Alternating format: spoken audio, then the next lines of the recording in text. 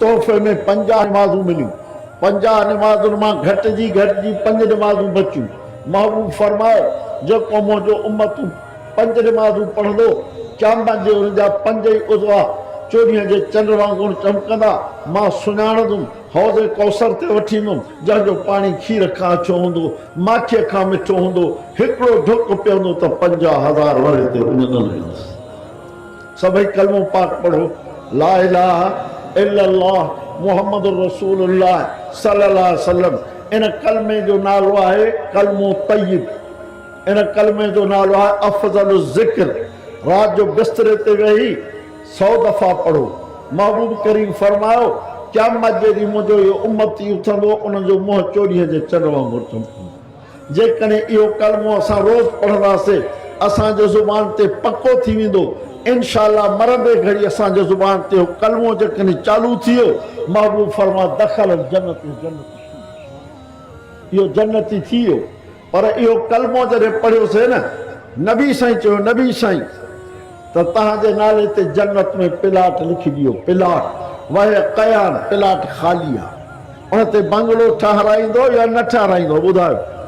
नबी साईं उमर फारूक साईं खे फरमायो जेको मुंहिंजो उम्मती रोज़ 10 दफ़ा कुल अल्लाह पढ़ंदो, उनजे लाइ जन्नत में बंगलो ठहंदो। 10 दफ़ा कुल अल्लाह, हिकु दफ़ो कुल अल्लाह त पढ़ो मजलिस में, जंहिंखे अचे थो बिस्मिल्लाहिर रहमानिर रहीम, कुल अल्लाहु अहद अल्लाहु समद लम यलिद वलम यूलद वलम यकुल लहू कुफुवन अहद। सभिनी जे खाते में जिन पढ़ियो 10 सिपाहियुनि जो साहब लिखी ॾियो। मुस्तफ़ा फरमाए सोमानी जी नमाज़ जमात सां पढ़ो, सुबुह जी नमाज़ जमात सां पढ़ो। सॼी राति निंड पिया हुजो, अल्लाह मलाइकनि खे चयो थो त लिखो सॼी राति इबादत कई अथई।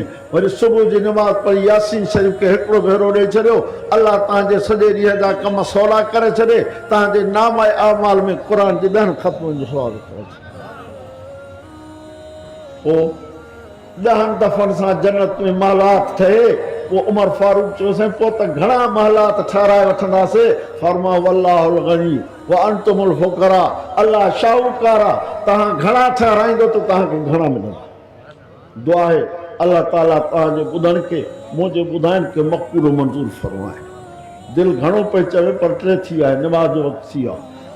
दुआ आहे त अल्लाह साईं तव्हां असांखे 5 वक़्त नमाज़ पढ़ण जी तौफ़ीक़ अता फरमाए, सही अक़ीदे रखण जी तौफ़ीक़ अता फरमाए, क़ुरान जे तिलावत जी तौफ़ीक़ अता फरमाए। व आख़िर दावाना अल्हम्दुलिल्लाह रब्बिल आलमीन। या अल्लाह साईं बीमारनि खे शफ़ा कामिल आजिल अता फरमा। जेके मुश्किलात में फाथल आहिनि मुश्किलात खे अल्लाह आसान फरमा। कर्ज़दारनि खे कर्ज़ लाहिण जी तौफ़ीक़ अता फरमा। बे औलादनि खे नेक साले वाला अता फरमा।